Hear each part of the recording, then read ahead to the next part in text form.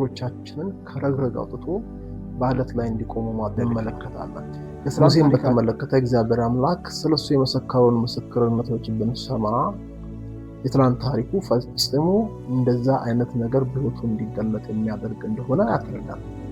መጽሐፍ ቁጥቋጦዋ ስትነድ ቅጠሏ ግን ሳይቃጠል የተመለከተ በዚያን ጊዜ ከዚህ ቀደም ምድራዊም ነገር ኃያል የነበረና በመንፈሳዊም ነገር ጠንካራ የክፋት አሰራር ቤቱ ላይ የሚሰራውን ፈርዖን ጉልበት ሰብሯል። እግዚአብሔር ሰላም ለያላችሁበት ለሁላችሁ ነው። ባለፈው ክፍል ትምህርታችን ላይ ሰው የእግዚአብሔርን ዓላማ በሕይወቱ እየኖረ ካልሆነ በሕይወቱ ላይ የሚታዩ ምልክቶችን ለማየት ሞክረን ነበር።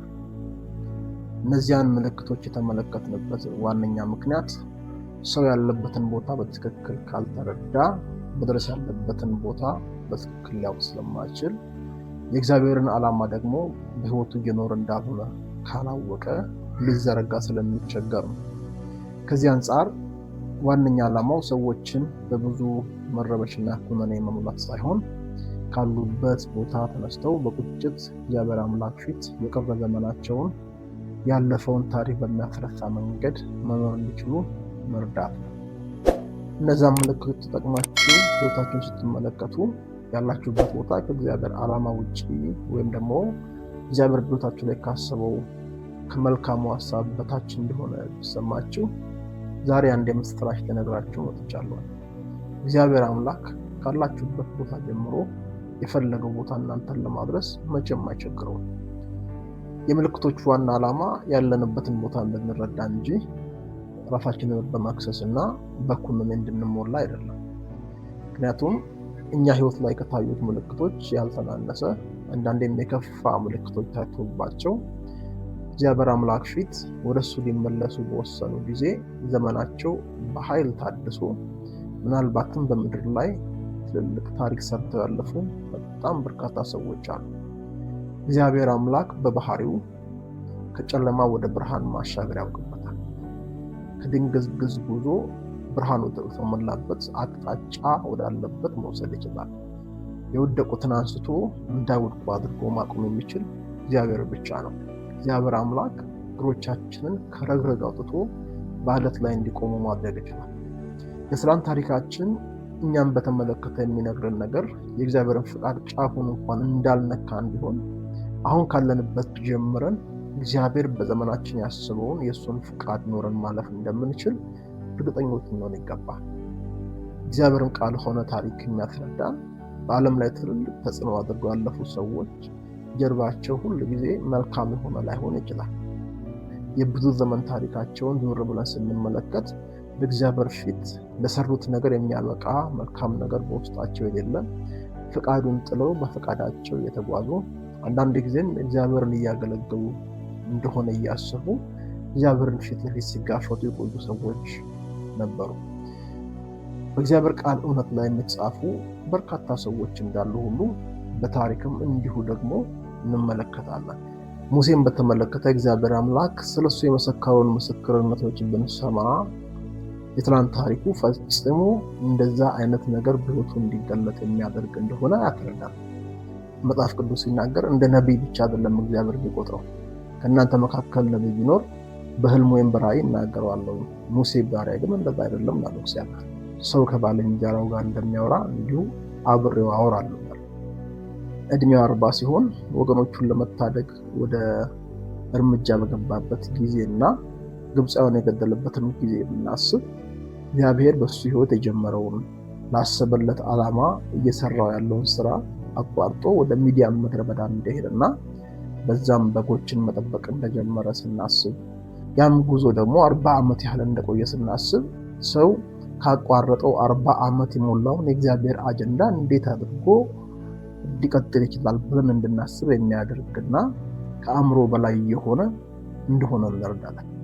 እግዚአብሔር አምላክ በሱ አልፎ ሊሰራ የፈለገውን ነገር ሊሰራ ካሰበበት ጊዜ አስቀድሞ የተመለከተውን ነገር ተከትሎ የወሰደው እርምጃ ከዛ ከእግዚአብሔር ዓላማ ለጊዜውም ቢሆን እንዳወጣው እናያለን። ምናልባት መጽሐፍ ቅዱሳችንን በደንብ አድርገን ስናነብ እግዚአብሔር አምላክ ለአብርሃም የገባው ቃል ከ400 ዓመት በኋላ ህዝቡ ከባርነት እንደሚወጣ ሆኖ ሳለ ህዝቡ ግን የወጣው 430 ዓመት ከሆነ ምናልባት ሙሴ 10 ዓመት አስቀድሞ እርምጃ በመውሰዱ የእስራኤልን ህዝብ መከራ እንዳቆየ ልናስብ እንችላለን።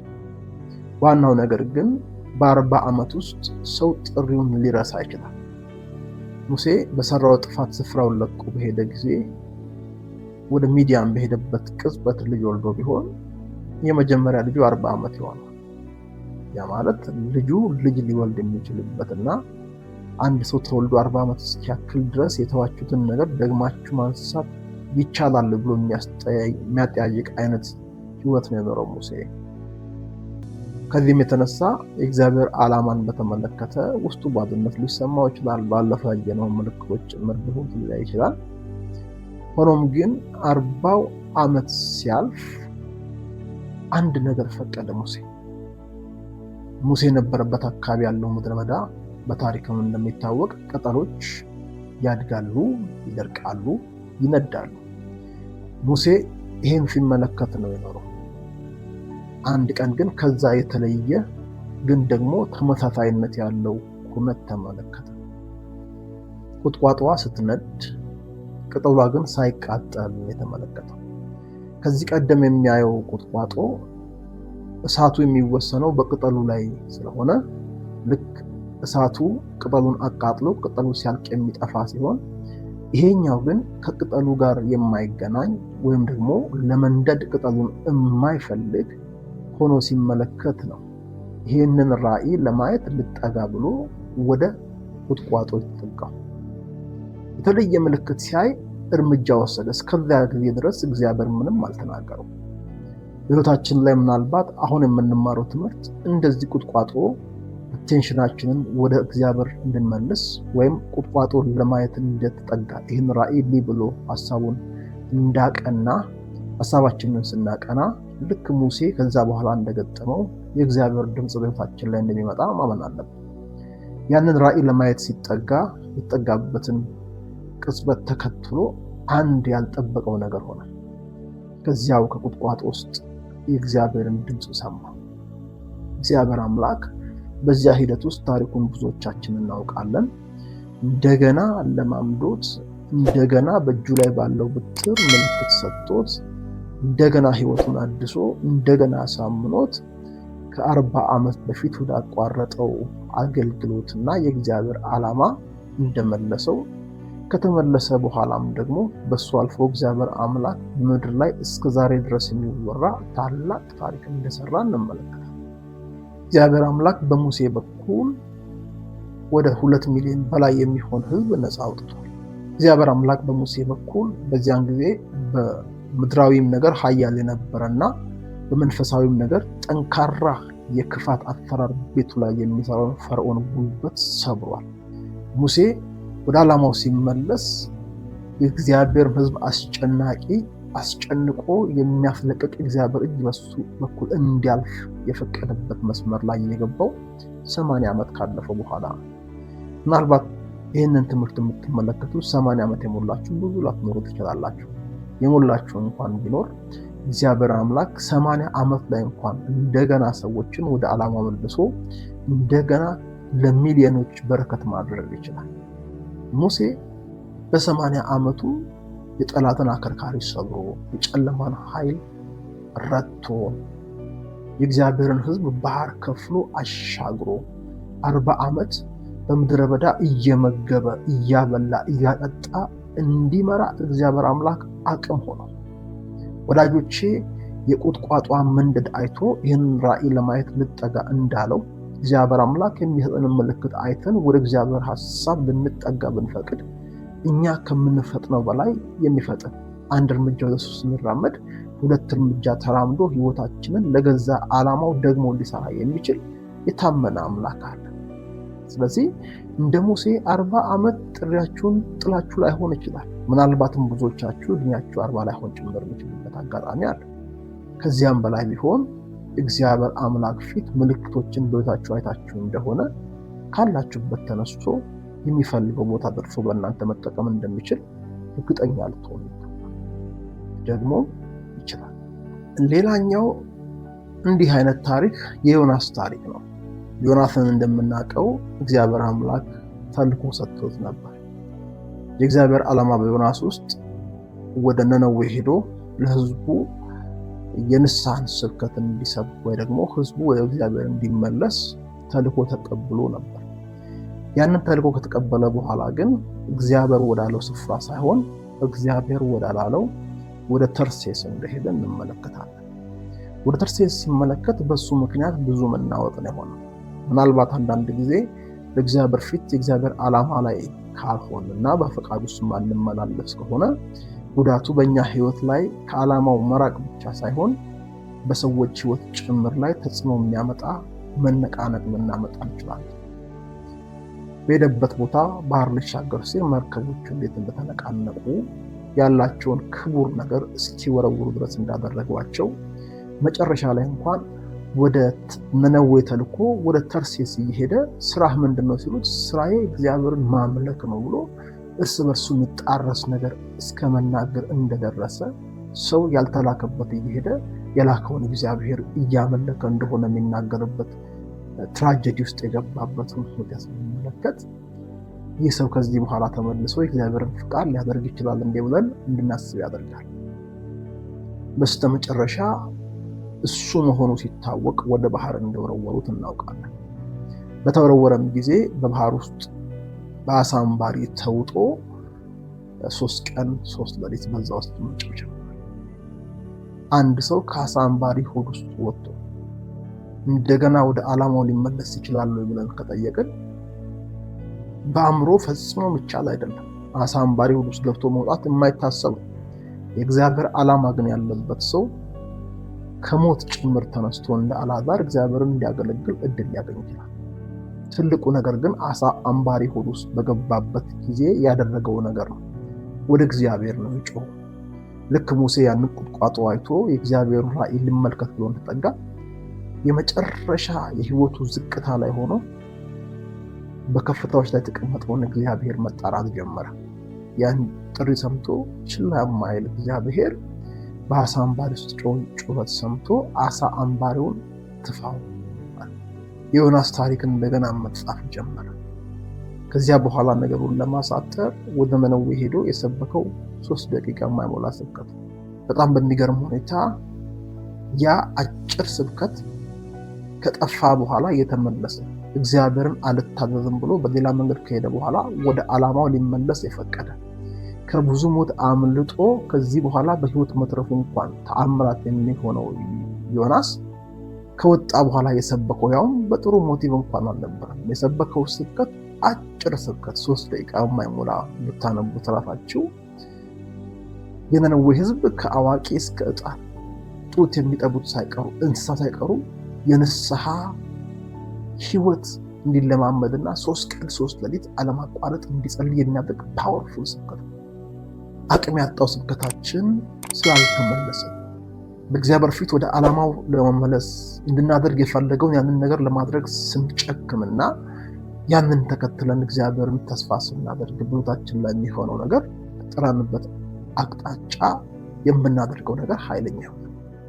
በአዲስ ኪዳን ዮናስ በዚያ ስብከት ሰብኳቸው የተመለሱትን የነነዌ ሰዎች እግዚአብሔር በፍርድ ቀን እንኳን ሌሎች ላይ እንደሚፈርዱ ሲናገር ምን ያህል ዘመን ተሻጋሪ ነገር በዮናስ ህይወት እንደተደረገ እናውቃለን።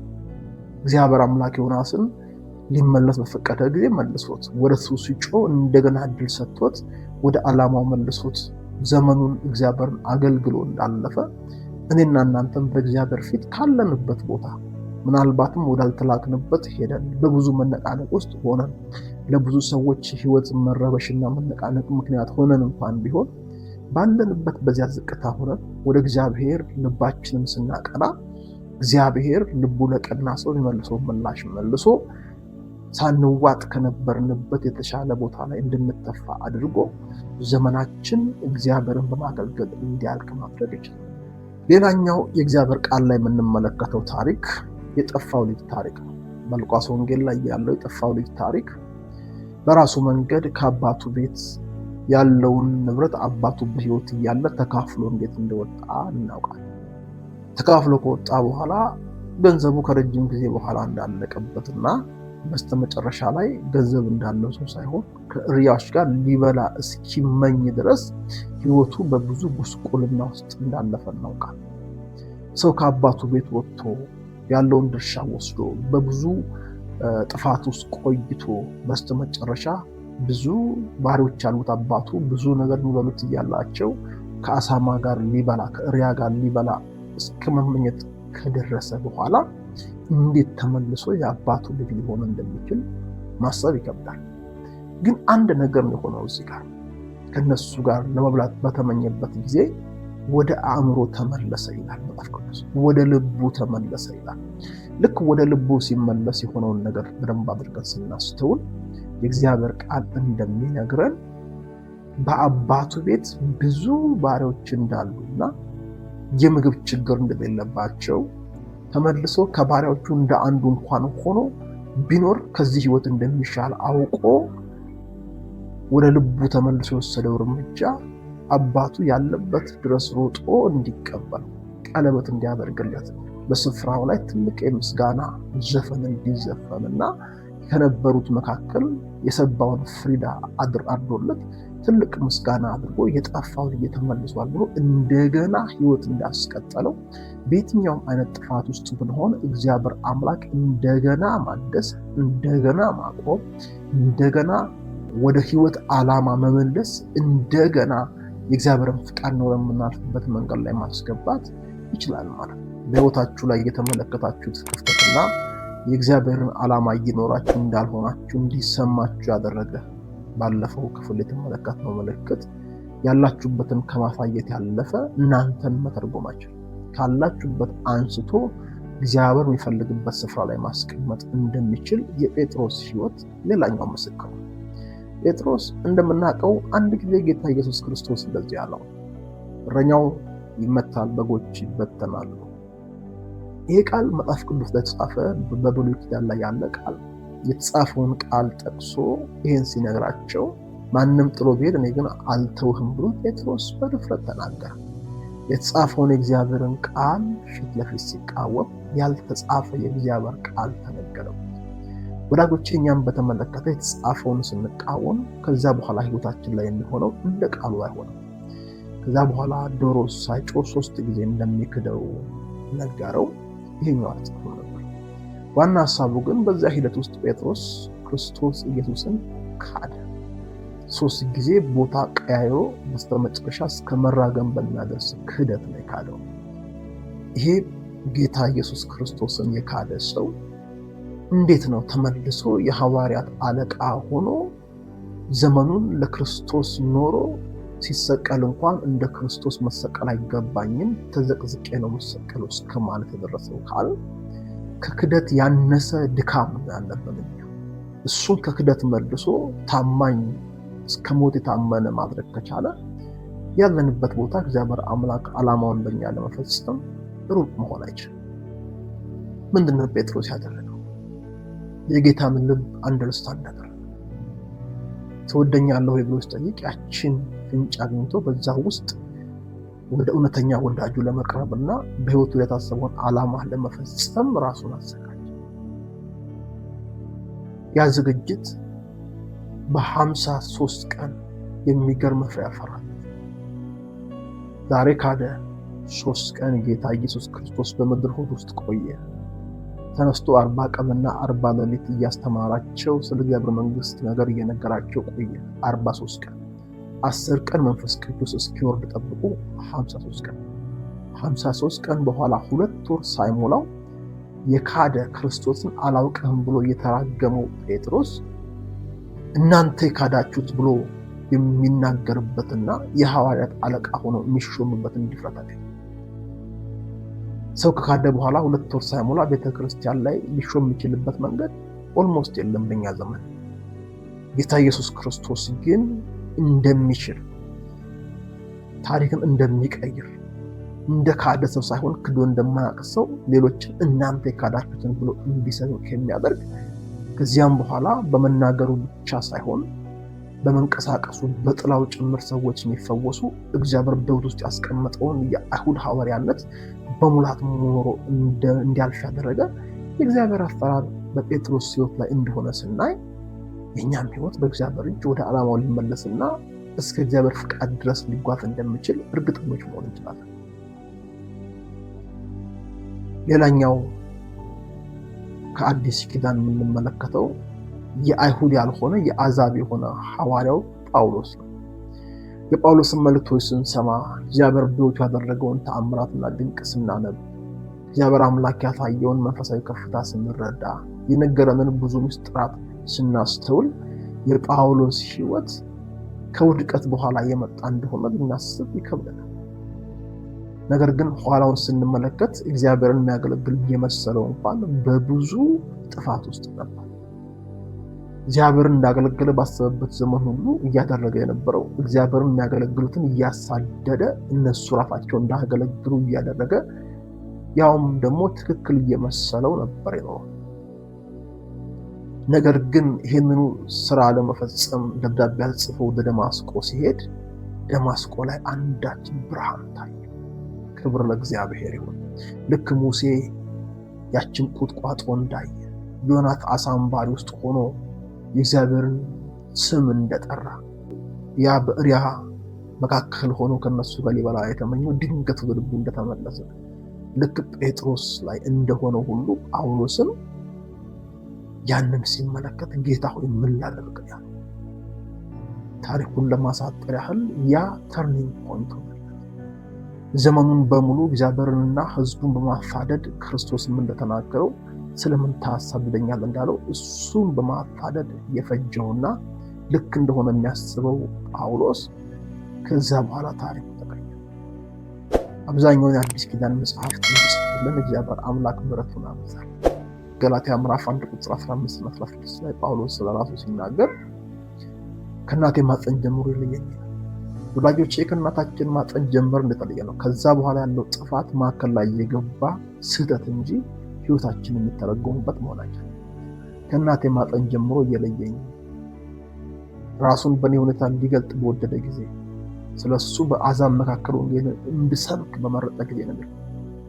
ከስጋና ከደም ጋር አልተማከርኩም። ወደ አረብ ሀገር ሄድኩ። ገባው ነገሩ ለካ ማዕከል ላይ የገባው ከዓላማ ውጭ የኖረ ዘመን ስህተት ነበረ። ከዛ የተነሳ ራሱን ዲፋይን ማድረግ አይገባው። ይልቁንም ራሱን መተርጎም ካለበት መተርጎም ያለበት ከዚህ ቀደም ከእናቱ ማፀን ጀምሮ እግዚአብሔር ስለሱ ያሰበውን ከግምት በማስገባት ያንን ከግምት አስገብቶ ራሱን ከእግዚአብሔር ሐሳብ ጋር ሲያስተካክልና ሲያቃና ስለ ብዙ ምስጢራት እግዚአብሔር በሱ በኩል የመገለጡ ጥግ ይገርማል። ሊያስታብይ ይችላል ተብሎ በመገለጥ ታላቅነት እንዳይታበይ ጭምር የሰይጣን መልእክተኛ እስኪሰጠው ድረስ ከፍ ያለ የእግዚአብሔር ነው። ለሰው ሊነገር የማይገባ ሰው ሊሰማ የማይገባውን ነገር ሰማው ሲል እሱ ሰው የሆነ እስከማይመስል ድረስ የተለየ ክብር አይቶ ነበር። በኖረበት ዘመን ሁሉ ብዙ ፍሬ አፍርቶ ዘመኑን ሲጨርስ በትክክል የእግዚአብሔርን ዓላማ ኖሮ ዘመኑን እንደጨረሰ የምንረዳበትን ቃል ሲነግረን ሩጫውን ጨርሻለሁ፣ ሃይማኖትን ጠብቄያለሁ፣ መልካም መንገዶች ተጋድያለሁ፣ ስለዚህ የክብር አክሊል ይጠብቀኛል። ታሪኩን ስንመለከት እንደዛ እንደሚሆን አይናገርም። ወዳጆቼ ባየናቸው ምልክቶች የእግዚአብሔርን ዓላማ እየኖራችሁ እንዳልሆናችሁ ወይም ደግሞ መኖር በሚገባችሁ ልክ እየኖራችሁ እንዳልሆናችሁ ተሰምቷችሁ ከሆነ የምትኮነኑበት ሳይሆን ያላችሁበትን አውቃችሁ ካላችሁበት ተነስቶ እግዚአብሔር አምላክ የፈለገበትና በእናንተ ሕይወት ሰርቶ ሊያልፍ የፈለገው ድረስ ያደርሳችሁ እንደሚችል እርግጠኛ መሆን ይችላል።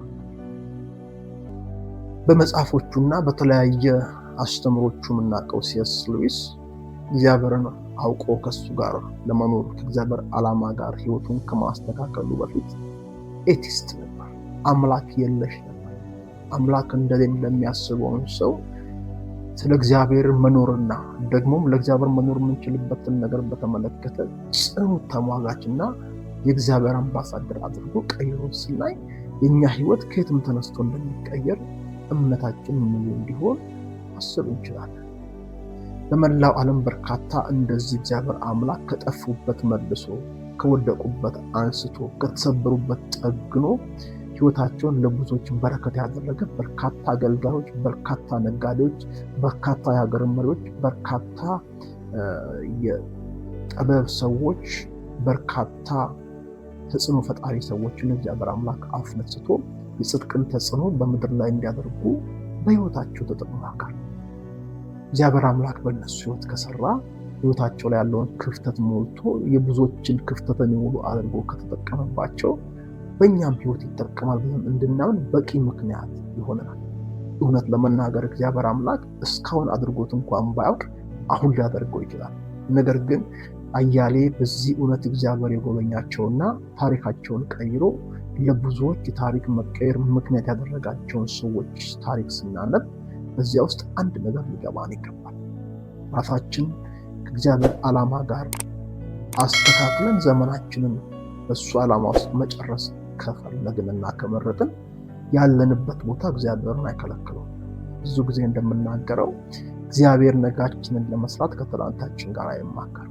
እግዚአብሔር አምላክ ከምንም አንስቶ የትም ማድረስ እንደሚችል ስናውቅ አሁን ነገሩ የእግዚአብሔር መሆኑን ይቀርና እግዚአብሔር አምላክ ፊት ራሳችንን በፍቃዳችን የምናቀርብበት ይሆናል። ስለዚህ ከዚህ ጋር ተያይዞ ጥቂት መርሆችን ላንሳና የዛሬውን ትምህርት ላጠቃለን። የመጀመሪያው መርህ እግዚአብሔር አምላክ ያለፈን ታሪክ የሚያፍረሳ ነገር ለማድረግ ዘመንን ማደስ ይችላል። እግዚአብሔርን እንደ ዘመን አዳሽ አምላክ መቀበል ያስፈልጋል። በዮኤል ምዕራፍ 2 ቁጥር 25 እና 26 ላይ ተምችና ኩብኩባ የበላውን ዘመን እንዴት እንደሚመልስና በተለይ ቁጥር 26 ላይ ደግሞ ሕዝቤ ለዘላለም አያፍርም ብሎ የሚናገር ክፍል እናገኛለን። ወዳጆቼ እግዚአብሔር አምላክ ይህን ቃል ሲናገር ምን እያለ እንደሆነ ማስተዋል መልካም ነው የሚሆን። ተምችና ኩብኩባ ዘመን አይበላም። በዘመን ውስጥ የተመረተውን ምርት ነው የሚበላው። እግዚአብሔር አምላክ ደግሞ በሆነ ዓመት ውስጥ ማምረት የሚገባንን ነገር ሲበላብን ወይም ስናጣው ዘመኑን እንዳጣን ነው የሚቆጥረው። እዚህ ተምችና ኩብኩባ የበላውን ዘመን መልስላቸዋለሁ ሲል የሚመልሰው ዘመኑን ሳይሆን በዘመን ውስጥ የሚገኘውን ፍሬ ነው። ያ ማለት በአንድ ዓመት 10 ኩንታል አምርቶ 10 ኩንታል ተምች በልቶበት ከሆነ በሚቀጥለው ዓመት ዘመኑን ሲያካክስ መገኘት የሚገባው 10 ኩንታል ከሆነ የአምናውንም ጨምሮ 20 ኩንታል እንዲያገኙ ካደረገ 10ሩን የበላው ተምች ከስሯል ማለት ነው። እኛ ግን ዘመናችን ተመልሶ ታድሶልን ለእግዚአብሔር መኖር ይችላል ማለት ነው። ልክ እንደዚሁ በአጭር ጊዜ ብዙ ነገር ማድረግ እንደምችል አድርጎ እግዚአብሔር አምላክ እንደሚያድስ ወይ ደግሞ ዘመንን መልሶ እንደሚሰጥ ዘመንን መልሶ በእጃችን ላይ እንደሚያስገባ አጣን ብለን የምንቆጭበት ምንም ምክንያት እንደሌለ ማመን አለን። ጊዜ አለፈ የሚባል ነገር በእግዚአብሔር ዘንድ ቅድም ያነሳነው ሙሴ በ80 ዓመቱ ነው ወደ ዓላማው የገባው። 80 ዓመት በእኛ ኮንቴክስት ካየነው ነገር የሚያበቃበት ሰዎች ሞታቸው የሚጠብቁበት አይነት ጊዜ ነው። እግዚአብሔር አምላክ ግን በትንሽም ዕድሜ በትልቅም ዕድሜ ብዙ ከስረንም ጥቂት ከስረንም ካለንበት ጀምሮ ዘመናችንን አድሶ የተበላ ነገራችንን መልሶ ለብዙዎች የሚበላ ነገር በውስጣቸው ያለ ሰዎች አድርገው ሊሰራ ይችላል። አንደኛው ወሳኝ መርህ ይሄ ነው። ሁለተኛው ወሳኝ መርህ ባለፈው ክፍል ከተመለከትነው ጋር የሚያያዝ ያለንበትን ቦታ ሳንከሰስበት ማወቅ። ያለንበት እውነታ ለክስ ምክንያት ሳይሆን ካለንበት ተስፈንጥረን ወደ አስበው ለመሄድ ያለንበትን ቦታ እንደርስታል ማድረግ አስፈላጊ። ለዚህ ነው ባለፈው ክፍል ላይ ምልክቶችን ያየነው። ያን ምልክት ካየን በኋላ የቱ ጋር እንዳለን ስናውቅ ያለንበት ቦታ ደግሞ ልክ እንዳልሆነ ስንረዳ ልክ ወደ ሆነው ለመሄድ አቅም እናገኛለን። ያለንበት ቦታ ግን እኔም ማልረባ ነኝ ብለን እንድናስብ ካደረገንና ለኩነኔ በር ከከፈትን ከጥቅሙ ይልቅ ጉዳቱ ሊያመዝን ይችላል።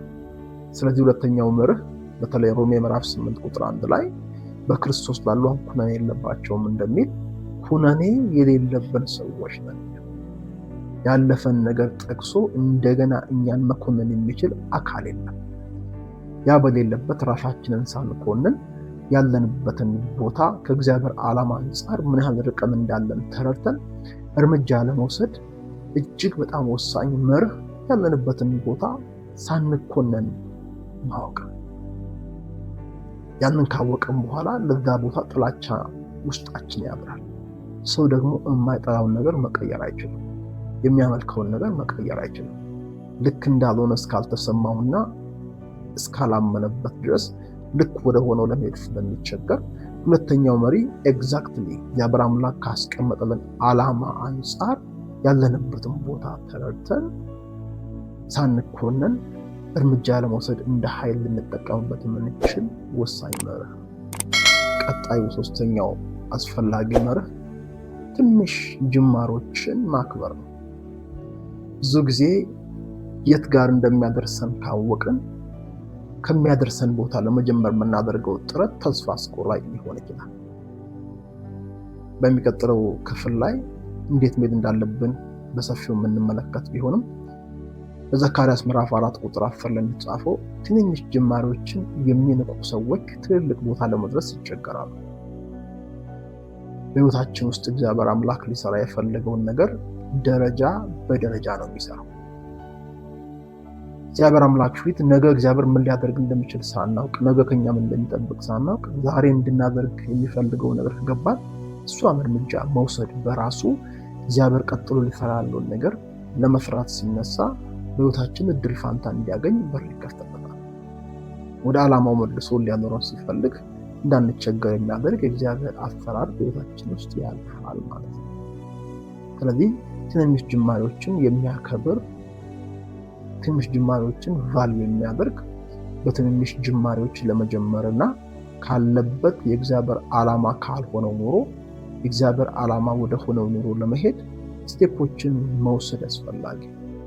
ይሄን ስቴፕ ወይም ደግሞ እርምጃ ስንወስድ ደግሞ እርምጃው የእግዚአብሔርን ዓላማ ለመኖር እስከሆነ ድረስ የእግዚአብሔርን ዓላማ ለመኖር የተነሳ ሰው ከዓላማው ባለቤት ከእግዚአብሔር ዘንድ ኃይልና አቅም፣ ጸጋና ብርታት፣ ጥበብና ጉልበት እንደሚሆንለት አስበን በብዙ መታመን መሄድ ራሳችንን ማስለመድ አለብን። በዚህ ሂደት ውስጥ ነው እግዚአብሔር አምላክ ፊት ወደ ዓላማ ለመሄድ ዝግጆች ነው። ዛሬ ባነሳነው ትምህርት ላይ የእግዚአብሔር ዓላማ እንዲህ ነው የሚታወቅ የሚል ነገር አላነሳንም። በሚቀጥለው እሱን በሰፊው እንጀምራለን። እስከዚያው ድረስ ግን በእግዚአብሔር ፊት የትኛውም አይነት የህይወት ዘይቤ ውስጥ ብትሆኑ ካላችሁበት አንስቶ የሚፈልግበት ስፍራ ሊያደርስ እንደሚችል በብዙ ሰዎች ህይወት ታሪክ እንዳየነው የእናንተም ህይወት ነገ ለሌሎች ታሪክ ሆኖ የሚነገር እስኪሆን ድረስ አስደናቂ ነገር መጠበቅ መቻል አለ። እግዚአብሔር አምላክ መንገዱ የጠፋበት ፍርዱ ከእግዚአብሔር እንዳለፈ ያሰበን ያዕቆብን የቀየረበትን ታሪክ መቼም መርሳት የለብንም። በተለይ ኢሳይያስ ምዕራፍ 40 ቁጥር 26 ጀምሮ ያለውን ቃል አንብቤ በዛው ወደ ማጠቃለያ ያመጣለሁ። ያዕቆብ ሆይ እስራኤልም ሆይ መንገዴ ከእግዚአብሔር ተሰውራለች፣ ፍርዴም ከአምላኬ አልፋለች ለምን ትላለህ? ለምንስ እንዲህ ትናገራለህ? አላወቅህምን? አልሰማህምን? እግዚአብሔር የዘላለም አምላክ የምድር ዳርቻ ፈጣሪ ነው። አይደክምም አይታክትም፣ ማስተዋሉም አይመረመርም። ለደካማ ኃይልን ይሰጣል፣ ጉልበት ለሌለው ብርታትን ይጨምራል። ብላቴኖች ይደክማሉ ይታክቱማል፣ ጎበዛዝቱን ፈጽመው ይወድቃሉ። እግዚአብሔርን በመተማመን የሚጠባበቁ ግን ኃይላቸውን ያድሳሉ። እንደ ንስር በክንፍ ይወጣሉ፣ ይሮጣሉ፣ አይታክቱም፣ ይሄዳሉ፣ አይደክሙም።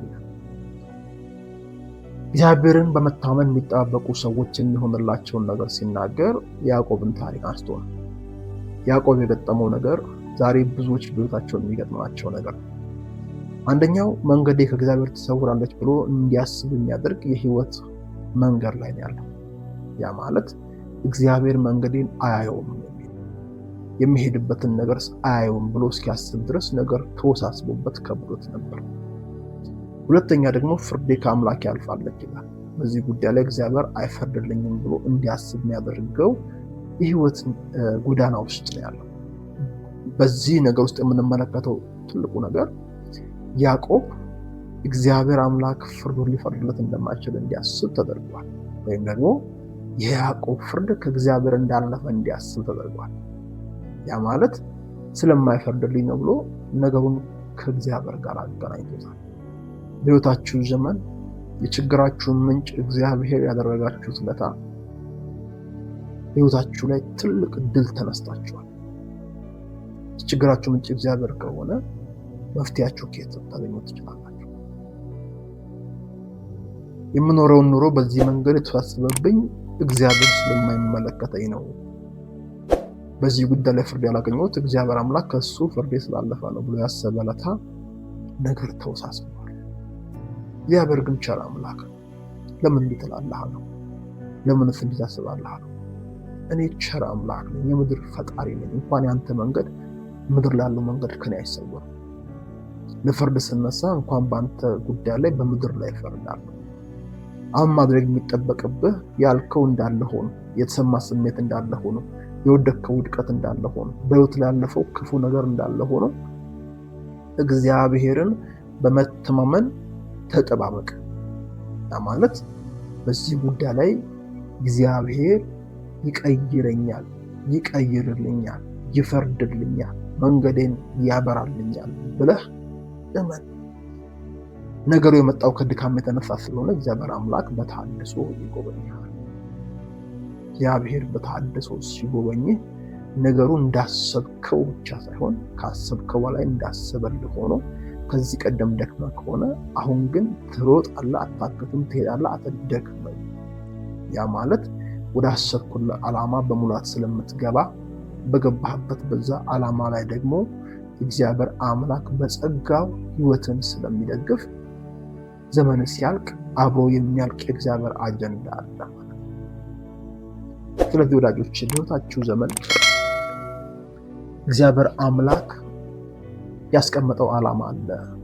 ያንን ዓላማ እንድኖራችሁ የማይሰማችሁ ከሆነና ውስጣችሁ ላይ አንዳች ክፍተት እንዳለ ፊልም የምታደርጉ ከሆነ በተለይ ደግሞ ባለፈው ክፍል በተመለከትነው ትምህርት ራሳችሁን አይታችሁ ክፍተት ከተሰማችሁ ያን ክፍተት ዘግቶ ህይወታችሁን ለክብሩ ማድረግ የሚችል ዛሬም በተሰጣችሁ በዚህ ፍንጭ ወደሱ ለመቅረብ ስትወስኑ ትላንታችሁ የሚያስረሳ ታሪክ ህይወታችሁ ላይ ሊጽፍ እንደሚችል ማመን አለባችሁ።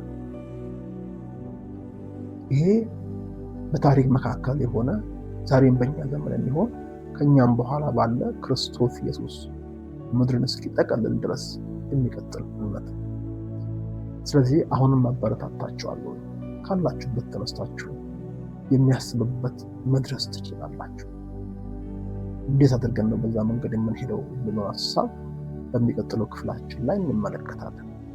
እስከዚያው ድረስ ይህን ትምህርት በደንብ አድርጋችሁ በልባችሁ ላይ ኢማጂን ማድረግ እንድትችሉ ቀጣይ በሚቀርበው አጭር አኒሜሽን ቪዲዮ እና ይህንን እውነት ደግሞ በቤታችሁ እንዴት እንደምትኖሩ የሚገልጥ ዋይት ቦርድ አኒሜሽን በደንብ አድርጋችሁ እንድትመለከቱ አበረታታችኋል። ለሚቀጥለው ትምህርት እየተዘጋጃችሁ እስከዛው ድረስ እስካሁን ድረስ ሰብስክራይብ ሳትደርጉ የምትመለከቱ ከሆነ ሰብስክራይብ አድርጋችሁ ቤተሰብ እንድትሆኑ አበረታታችኋል። ሀሳባችሁን በኮሜንት እየገለጣችሁ ቪዲዮቻችንን ላይክ እያደረጋችሁ ደግሞም ለብዙዎች እያጋራችሁ አብራችሁን እንድታገለግሉ አደራ እላለሁ። ሻሎም።